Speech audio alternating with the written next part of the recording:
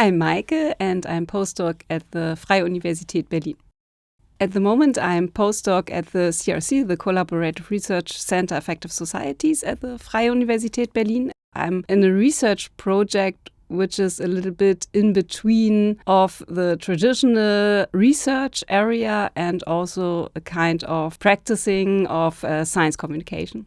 And for me, it was a kind of possibility to change a little bit the science of science communication and to have a more analytic perspective on science communication and to ground science communication a little bit more, because I don't know if you know all the discourse about skepticism or loss of trust in science communication. And I thought, okay, when we make some kind of empirical theory of science, we go deeper and define science communication as a practice of research, as a research practice. And so that's what I do. First of all, I really do science communication with a podcast and a graphic novel and storytelling. And we also have a story map and a digital exhibition.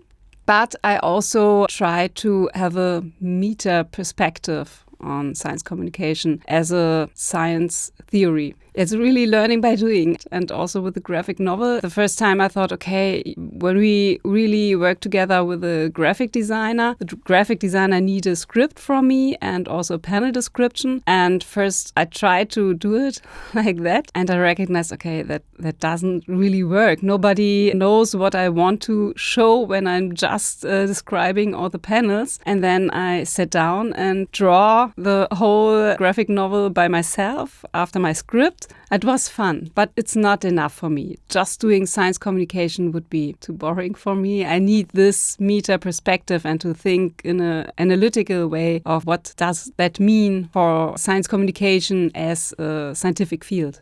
As a postdoc, I really like that you're equal, you're now a full professional, and also you have another standing and more self-confidence when you get criticism of your paper or your work. And the next step would be a tenure track or junior professorship or something like that. But for me, it's really hard because I'm a little bit older, I have 4 children, and I wasn't at an international university. So it's not probably that I will get such a position, but I really want to stay in the scientific field. And for me, it also would be okay to stay a postdoc the rest of my life. For me, it would be okay to do more the research and publishing and also lecturing and things like that.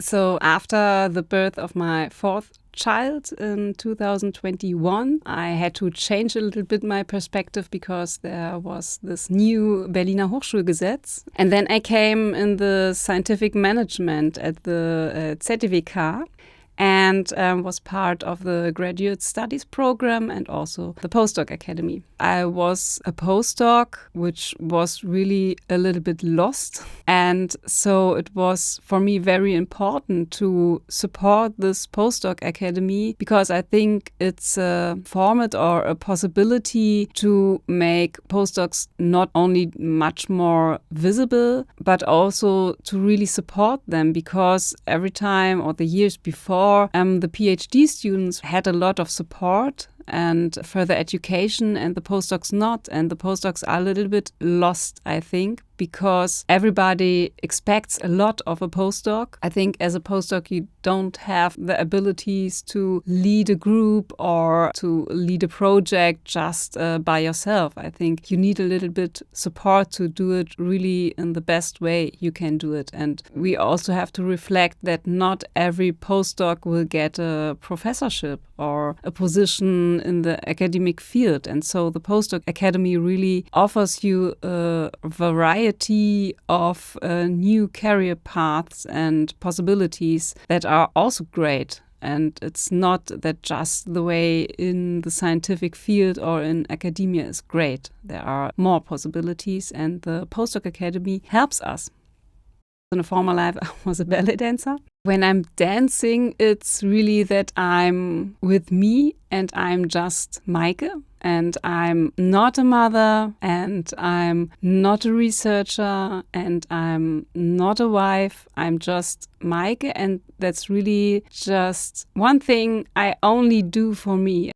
When I ended the career of a ballet dancer, it was really that I needed a substitute for that passion, because I think I'm a passionate person. And that was research. So that's also one of the reasons I want to stay in science, because it's my substitute of the passion of dancing. And when it doesn't work how I expect or I wish, when the work doesn't work, I can dance and everything's fine.